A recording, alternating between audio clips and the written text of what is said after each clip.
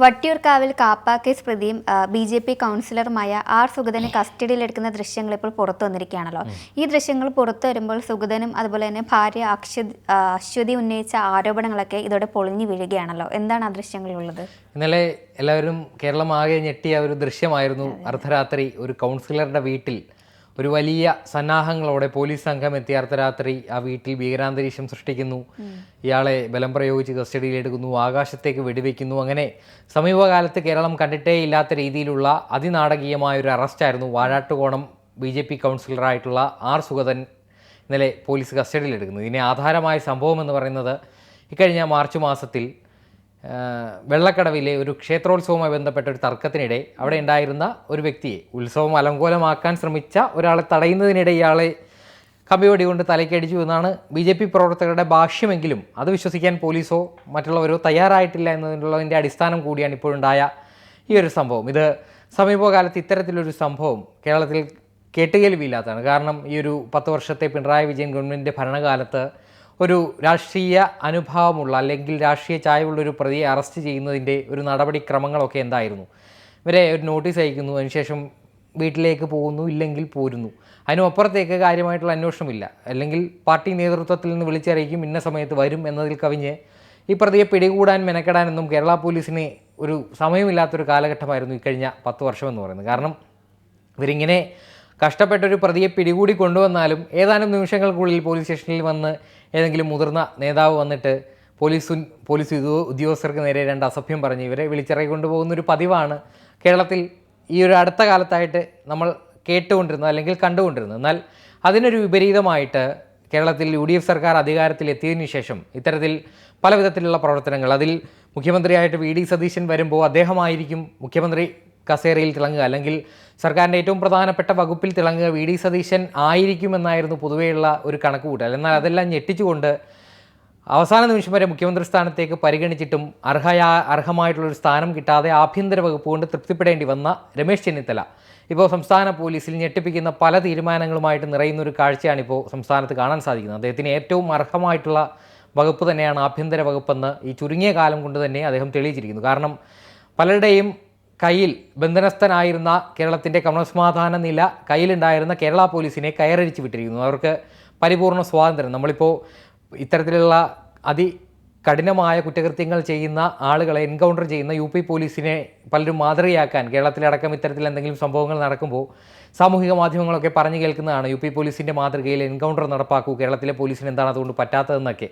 പക്ഷേ ഇത്തരത്തിൽ ചുരുങ്ങിയ സമയം കൊണ്ട് തന്നെ കേരളത്തിലെ ക്രമസമാധാന നില തിരിച്ചു പിടിക്കാൻ കേരള പോലീസ് നടത്തുന്ന ശ്രമങ്ങൾ അഭിനന്ദനാർഹമാണ്. അതിനെ മുൻപന്തിയിൽ നിൽക്കുന്ന ആഭ്യന്തരമന്ത്രി രമേശ് ചെന്നിത്തലയുടെ പങ്കും എടുത്തു പറയേണ്ടതാണ്. കാരണം ഇത്തരത്തിൽ ആ കൗൺസിലറിനെ ന്യായീകരിച്ചുകൊണ്ട് മേയർ VV രാജേഷ് അടക്കമുള്ളവർ രംഗത്തെത്തിയെങ്കിലും അതിൽ പലവിധ കാരണങ്ങളുണ്ട്. കാരണം 2012 മുതൽ 10ലധികം കേസുകളിൽ പ്രതിയായ ഒരാളെ, അല്ലെങ്കിൽ അതിനു മുൻപും ചെയ്തു വെച്ചിരിക്കുന്ന പല വിധത്തിലുള്ള ക്രൈമുകൾ, സ്ത്രീകളെ അസഭ്യം പറയുന്നു, വീട് കയറി ആക്രമിക്കുന്നു, അങ്ങനെ പല വിധത്തിൽ ക്രിമിനൽ കേസുകളിൽ പ്രതിയായ ഒരാൾക്ക് സാധാരണഗതിയിൽ ഒരു രാഷ്ട്രീയ പ്രവർത്തനത്തിൻ്റെ ഭാഗമായിട്ട് പല രാഷ്ട്രീയ നേതാക്കൾക്കും ക്രിമിനൽ കേസുകൾ അടിച്ചു കൊടുക്കാറുണ്ട്. പക്ഷേ അതിനും അപ്പുറത്തേക്ക് ഒരു ഗുണ്ടയായിട്ടൊക്കെ നിൽക്കുന്ന ഒരാൾക്ക് സീറ്റ് കൊടുക്കുക, അതിനും അപ്പുറത്തേക്ക് അയാളെ വിജയിപ്പിച്ച് അധികാരത്തിലെത്തി ഒരു കൗൺസിലർ സ്ഥാനം, തിരുവനന്തപുരം കോർപ്പറേഷൻ പോലെ കേരളത്തിലെ എല്ലാവരും ഉറ്റുനോക്കുന്ന ഒരു കോർപ്പറേഷനിലെ വാഴാട്ടുകോണം വാർഡിലെ കൗൺസിലറായിരിക്കുന്ന ഒരു വ്യക്തി, അയാൾ ഈ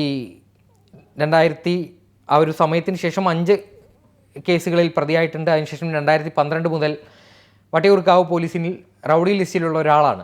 അങ്ങനെ സ്ഥിരമായിട്ട് റൗഡി ലിസ്റ്റിലുള്ള ഒരാൾ തുടർച്ചയായിട്ട് വീണ്ടും ഇങ്ങനത്തെ ക്രിമിനൽ കേസുകളിൽ പ്രതിയാകുമ്പോൾ അങ്ങനെയുള്ള സാഹചര്യത്തിലാണ് ഈ സാധാരണയായിട്ട് കാപ്പ കേസ് ചുമത്തുന്നത്. അങ്ങനെ ഈ കൗൺസിലർ ആയതിനു ശേഷവും സുഗതൻ്റെ പേരിൽ 2 കേസുകളുണ്ട്. അതിൻ്റെ കാരണമെന്ന് പറയുന്നത് ഇപ്പോൾ BJP പ്രവർത്തകർ ഒന്നടങ്കം ഈ ഒരു ആരോപണം മുന്നോട്ട് വയ്ക്കുന്നത് വട്ടിയൂർക്കാവ് CI വിപിൻ, ഇദ്ദേഹത്തിനെതിരെ മുൻപ് BJP പ്രവർത്തകർ വലിയ രീതിയിലുള്ള പ്രതിഷേധം ഉണ്ടാക്കിയതാണ്. അത് കാരണം ഈ തദ്ദേശ സ്വയംഭരണ സ്ഥാപനങ്ങളിലേക്കുള്ള തെരഞ്ഞെടുപ്പ് നടക്കുന്ന സമയത്ത് ഈ പോലീസും BJP പ്രവർത്തകരുമായിട്ട് ആ പ്രദേശത്തൊരു വാക്കേറ്റം ഉണ്ടായിരുന്നു. അന്ന് വലിയ രീതിയിൽ ഈ BJP പ്രവർത്തകർ തന്നെ ഈ CI വിപിനെതിരെ വലിയ പ്രതിഷേധം ഉണ്ടാക്കിയിരുന്നു. അതിനുശേഷമാണ് ഇദ്ദേഹം മേലുദ്യോഗസ്ഥരുടെ നിർദ്ദേശപ്രകാരം അവധിയിൽ പോകുന്നൊരു സാഹചര്യമായിരുന്നു ഉണ്ടായിരുന്നത്. ഇപ്പോൾ ഈ നാടകീയമായ സംഭവങ്ങൾ വന്നിരിക്കുന്നു. അതിനുശേഷം മേയർ VV രാജേഷ് പ്രതികരിക്കുന്നത് തിരുവനന്തപുരം നഗരത്തിലെ ഒരു മുൻ MLA സംസ്ഥാനത്തെ തിരുവനന്തപുരം സിറ്റി പോലീസ് കമ്മീഷണറുടെ ഓഫീസിൽ പോയിരുന്ന് അവിടെ അവരെ സ്വാധീനിച്ച് ഈ അവധിയിൽ പോയ നിർബന്ധിത അവധിയിൽ പ്രവേശിച്ച SHO ആയിട്ടുള്ള വിപിനെ തിരിച്ചെടുക്കുന്നു. അതിനുശേഷമാണ് ഇത്തരത്തിൽ ഒരു പ്രതികാര നടപടി പോലെ മുൻപ് അഭിപ്രായ വ്യത്യാസങ്ങൾ ഉണ്ടായിരുന്ന വാഴാട്ടുകോണം കൗൺസിലർ R. സുഗതനെ വീട് വളഞ്ഞ് വീട്ടിൽ ഒരു വലിയ ഭീകരാന്തരീക്ഷം സൃഷ്ടിച്ച് ഇയാളെ പിടികൂടുന്ന സാഹചര്യം ഉണ്ടായി എന്ന് പറയുന്നു. ഈ വി രാജേഷ് തന്നെ പറയുന്നുണ്ട്, ഇത്തരത്തിൽ കാപ്പ കേസ് ചുമത്തിയിട്ടുണ്ടെങ്കിൽ അത് പൊതുജനങ്ങൾക്ക് അറിയുന്ന രീതിയിൽ പൊതുജനങ്ങൾക്ക് ഇങ്ങനൊരു കേസ് ചുമത്തിയിട്ടുണ്ടെന്ന് മനസ്സിലാക്കി കൊടുക്കണം, അല്ലെങ്കിൽ തിരുവനന്തപുരം കോർപ്പറേഷൻ്റെ മേയർ എന്ന നിലയിൽ അദ്ദേഹത്തെങ്കിലും അത് ബോധ്യപ്പെടുത്തണമെന്ന് അദ്ദേഹം പറയുന്നുണ്ട്. പക്ഷേ ഇക്കഴിഞ്ഞ മാർച്ച് മാസത്തിലാണ് ഈ ഒരു സംഭവം ഉണ്ടാകുന്നത്. അതായത് ഒരു സർക്കാർ പരിപാടിക്ക് വന്ന വട്ടിയൂർക്കാവ് MLA VK പ്രശാന്തിനെ തടഞ്ഞതുമായി ബന്ധപ്പെട്ട ഒരു കേസാണ് ഇദ്ദേഹം കൗൺസിലർ ആയതിനു ശേഷമുള്ള ആദ്യത്തെ കേസ്. അതിനുശേഷം വന്ന രണ്ടാമത്തെ കേസ്. അങ്ങനെ ഒരു കേസ് മതി ഇദ്ദേഹത്തിൻ്റെ പേരിൽ റൗഡി ലിസ്റ്റിലുള്ള ഒരാളെ വീണ്ടും ഒരു ക്രിമിനൽ കേസ് വരുമ്പോൾ തീർച്ചയായിട്ടും കാപ്പ പോലുള്ള ഗുരുതരമായ വകുപ്പുകൾ ചുമത്തിയേക്കും. അങ്ങനെ അതൊന്നാമത്തെ കേസ്. അതിന് പിന്നാലെയാണ് മാർച്ച് മാസത്തിൽ ഈ വെള്ളക്കടവിലെ ക്ഷേത്രോത്സവവുമായി ബന്ധപ്പെട്ടുണ്ടായ സംഘർഷത്തിനിടെ പുളിയറക്കോണം സ്വദേശിയായിട്ടുള്ള ഒരു വ്യക്തിയെ ഇദ്ദേഹം ക്ഷേത്രോത്സവം അലമ്പാക്കാൻ വന്ന ഒരാളെ ഈ വാഴാട്ടുകോണം കൗൺസിലറായിട്ടുള്ള R. സുഗതൻ മർദ്ദിച്ചു എന്നൊരു പരാതിയായിരുന്നു ആദ്യം വന്നത്. പക്ഷേ ആയുധം ഉപയോഗിച്ചുള്ള അതിക്രമം ആ ഒരു കേസ് കൂടി വന്നതോടെയാണ് ഇത് കാപ്പ ചുമത്തുന്ന അടക്കമുള്ള കാര്യങ്ങളിലേക്ക് പോലീസ് നീങ്ങിയത്. അങ്ങനെ പോലീസിൻ്റെ റിപ്പോർട്ട് തിരുവനന്തപുരം ജില്ലാ കളക്ടറായിട്ടുള്ള അനുകുമാരിക്ക് എത്തുന്നു. അങ്ങനെ ഇയാളുടെ മുൻപുണ്ടായിരുന്ന പശ്ചാത്തലം, അതായത് 12 കേസുകൾ നിലനിൽക്കുന്ന ഒരു സാഹചര്യം കൂടി കണക്കിലെടുത്തുകൊണ്ടാണ് ഈ കാപ്പ ചുമത്തുന്നതും. അങ്ങനെ ഇയാളുടെ ജാമ്യാപേക്ഷ കഴിഞ്ഞ 7-ാം തീയതി ഹൈക്കോടതി പരിഗണിച്ചിരുന്നു. അത് തള്ളിപ്പോയിരുന്നു. അതിനുശേഷം ഇദ്ദേഹത്തിന് ചിക്കൻ ബോക്സ് ബാധിച്ച് വീട്ടിൽ ചികിത്സയിലാണ്. അതുകൊണ്ട് ഈ കേസന്വേഷണത്തിൻ്റെ ഭാഗമായി പോലീസ് സ്റ്റേഷനിൽ ഹാജരാകുന്നത് അല്പനാളത്തേക്ക് നീട്ടിവെക്കണമെന്ന ഇദ്ദേഹത്തിൻ്റെ ആവശ്യം ഈ കഴിഞ്ഞ ദിവസം പരിഗണിക്കാനിരിക്കെയാണ് ഇന്നലെ വാഴാട്ടുകോണത്തെ ഇദ്ദേഹത്തിൻ്റെ വീട്ടിൽ ഒളിവിലായിരിക്കുന്ന R. സുഗതൻ എത്തി എന്ന രഹസ്യ വിവരത്തിൻ്റെ അടിസ്ഥാനത്തിൽ ഈ വട്ടിയൂർക്കാവ് SHO ആയിട്ടുള്ള വിപിനും SI ആയിട്ടുള്ള അഭിജിത്തിൻ്റെയും നേതൃത്വത്തിലുള്ള പോലീസ് സംഘം സ്ഥലത്തെത്തുന്നു.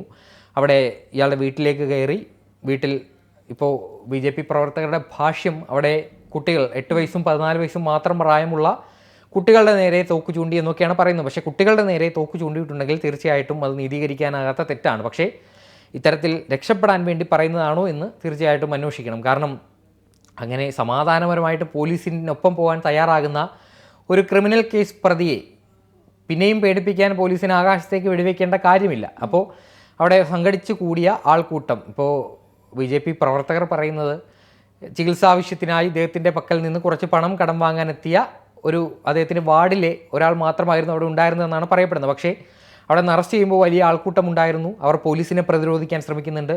ഇദ്ദേഹത്തെ എയർ ക്യാമ്പിൽ നിന്നടക്കമുള്ള വലിയ പോലീസ് സന്നാഹത്തോടെയാണ് അറസ്റ്റ് ചെയ്യുന്നത്. പോലീസ് വാനിന് പുറത്തും വലിയ രീതിയിലുള്ള പ്രതിഷേധങ്ങൾ ഉയരുന്നുണ്ടായിരുന്നു. ഈ വാഹനത്തിനുള്ളിലേക്ക് കയറിയിട്ട് ഭാരത് മാതാ കീ ജയ് അടക്കമുള്ള വിളികളോടെയാണ് ഇയാൾ പോലീസ് സ്റ്റേഷനിലേക്ക് പോകുന്നത്. കാരണം ഇത്തരത്തിൽ ക്രിമിനൽ കേസുകളിൽ പ്രതിയായ ഒരാൾ എന്തിനാണ് ഇത്തരത്തിൽ ഭാരത് മാതാ കീ ജയ് വിളിച്ച് പോകുന്നതെന്ന് എനിക്ക് മനസ്സിലാകുന്നില്ല. കാരണം ഇങ്ങനെ സ്വാതന്ത്ര്യ സമരത്തിൽ പങ്കെടുത്തതിനോ അല്ലെങ്കിൽ അദ്ദേഹത്തിൻ്റെ രാഷ്ട്രീയപരമായ പ്രവർത്തികൾ കൊണ്ടോ ഇടയുണ്ടായ കേസ് കൊണ്ടോ അല്ല അയാൾ ജയിലിൽ പോകുന്നത്. അദ്ദേഹത്തിൻ്റെ ക്രിമിനൽ പശ്ചാത്തലം, മുൻപും ഗുണ്ടാ ലിസ്റ്റിൽ റൗഡി ലിസ്റ്റിൽ ഉൾപ്പെട്ട ഒരാൾ അയാൾ കൗൺസിലർ ആയതിനു ശേഷവും ചെയ്തു വെച്ച ഒരു ക്രൈമിൻ്റെ പുറത്താണ് ജയിലിൽ പോകുന്നത്. എന്തായാലും കാപ്പ കേസ് കൂടി ചുമത്തിയതോടെ ഒരു സ്ഥിരം കുറ്റവാളി എന്ന നിലയിൽ 6 മാസത്തേക്ക് കരുതൽ തടങ്കലിൽ പോകേണ്ടി വരും. അത് കഴിഞ്ഞ് നാടുകടത്തലടക്കമുള്ള നടപടികളും നേരിടേണ്ടി വരും. എന്തായാലും ഇക്കാര്യത്തിൽ ആഭ്യന്തര വകുപ്പിനെ അഭിനന്ദിക്കേണ്ടത് ഈ അവസരത്തിൽ ആവശ്യമാണ്. കാരണം ഓപ്പറേഷൻ പീഹണ്ട് അടക്കമുള്ള കാര്യങ്ങൾ നടക്കുന്നു, ഓപ്പറേഷൻ തൂഫാൻ അടക്കമുള്ള കാര്യങ്ങളൊക്കെ നടക്കുന്നു. അപ്പോൾ സംസ്ഥാനത്ത് അടിച്ചു വാർത്തുകൊണ്ടുള്ളൊരു ശുദ്ധികലശമാണ് സംസ്ഥാന ആഭ്യന്തര വകുപ്പ് ഇപ്പോൾ നടത്തിക്കൊണ്ടിരിക്കുന്നത്. അതിൽ മുഖം നോക്കാതെ നടപടി ഏത് പാർട്ടിക്കാരാണെങ്കിലും അവർക്കെതിരെ ഉണ്ടാകുമെന്നൊരു സൂചന കൂടിയാണ് വരുന്നത്. ഇപ്പോൾ രമേശ് ചെന്നിത്തലയുടെ പ്രതികരണത്തിൽ അങ്ങനെ ഒരു CI ആകാശത്തേക്ക് വെടിവെച്ചിട്ടുണ്ടെങ്കിൽ ക്രമസമാധാന നില പാലിക്കാൻ വേണ്ടി ഡ്യൂട്ടിക്കിടയിൽ ആകാശത്തേക്ക് വെടിവെച്ചിട്ടുണ്ടെങ്കിൽ അയാളെ അഭിനന്ദിക്കുന്നുവെന്ന് സംസ്ഥാനത്തിൻ്റെ ആഭ്യന്തരമന്ത്രി പറയുമ്പോൾ അത് സംസ്ഥാനത്തെ പോലീസ് സേനയ്ക്ക് കൂടി ഒരു ഉത്തേജനമാണ്. കാരണം ഇതുവരെ ഏതെങ്കിലും രാഷ്ട്രീയ വിധേയത്വത്തിൻ്റെ പേരിൽ പടിക്ക് പുറത്ത് നിന്ന് അവരെ അങ്ങ് എത്തിച്ചോളാം എന്ന് പറയുന്ന ഏതെങ്കിലും രാഷ്ട്രീയ നേതാക്കളുടെ വാക്ക് കേട്ട് മടങ്ങിപ്പോരേണ്ടി വരുന്ന പണ്ടത്തെ പോലീസ് ഉദ്യോഗസ്ഥരുടെ ദുര്യോഗം ഈ UDF ഭരണകാലത്ത് നമ്മുടെ സംസ്ഥാനത്തെ പോലീസ് സേനയ്ക്ക് ഉണ്ടാകില്ല എന്നൊരു ഉറച്ച സന്ദേശം കൂടിയാണ് രമേശ് ചെന്നിത്തല എന്ന ആഭ്യന്തരമന്ത്രി മുന്നോട്ട് വെക്കുന്നത്. എന്തായാലും ഓപ്പറേഷൻ പി ഹണ്ടും തൂഫാനും ഒക്കെ ഇനിയും തുടരട്ടെ. ഇങ്ങനത്തെ സുഗതനെ പോലുള്ള കൗൺസിലർമാരായാലും അത്തരത്തിൽ റൗഡികളാണെങ്കിൽ പോലും ഇവരെയൊക്കെ പിടികൂടാൻ കേരള പോലീസിന് സാധിക്കട്ടെ എന്ന് മാത്രം പറയുന്നു. ശരി.